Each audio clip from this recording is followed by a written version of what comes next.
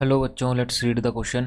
The question says the separation of constituents of a mixture by column chromatography depend upon their.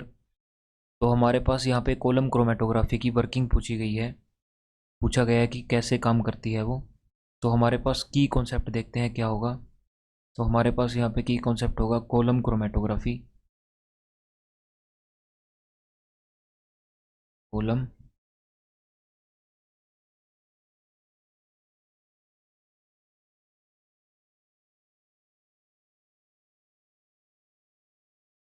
तो kolam chromatography हमारे पास कुछ इस तरह से वर्क करती है।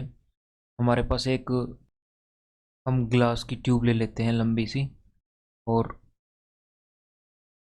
उसमें सबसे नीचे यहाँ पे कॉटन प्लग लगा देते हैं, just to suspend the constituents. और उसके बाद यहाँ पे हम सैंड फिल कर देते हैं।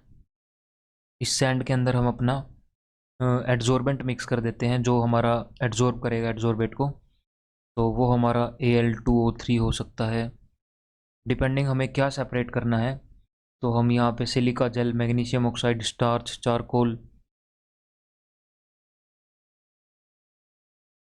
इस तरह से बहुत सारे वो मिक्स कर सकते हैं अपने सैंड के अंदर पार्टिकल्स को। और उसके बाद यहाँ पे हम अपने जो हमें मिक्सचर सेपरेट करना है उसको रख देते हैं। तो यहाँ पे हमें मिक्सचर ऑफ कंपाउंड्स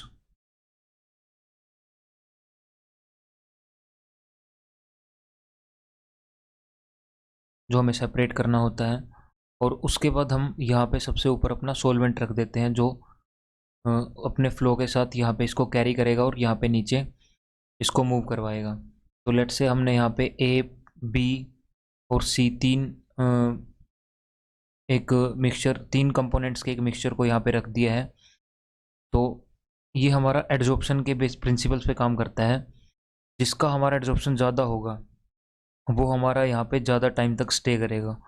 तो लेट से हमारा जो ए है उसका सबसे ज़्यादा एड्जॉर्प्शन हुआ है, उसके बाद बी का, उसके बाद सबसे कम सी का। तो ये हमारा रेट ऑफ एड्जॉर्प्शन बोल सकते हैं। तो इसका एड्जॉर्प्शन ज़्यादा होने की वजह से ये सबसे लास्ट में आएगा। सबसे पहले हमारा सी मिलेगा हमें, उसके बाद बी मिलेगा, उसके बाद हमें लास्ट में ए मिलेगा। तो इस तरह से हमारी कॉलम क्रोमेटोग्राफी डिफरेंशियल एड्जॉर्प्शन के बेसिस पे काम करती है। डिफरेंशियल डिफरेंट सोलिबिलिटीज़ के ऊपर नहीं काम करती, डिफरेंट बॉइलिंग पॉइंट के ऊपर नहीं काम करती, एड्जॉर्प्शन यानी सी के ऊपर काम करती है। और डी दिए गए हैं, paper chromatography has following mobile and stationary phases respectively. ये हमारा ऑप्शन ही इरेलीवेंट है। तो option C would be the most appropriate option to this question. Hope you understand the concept well. Best of luck.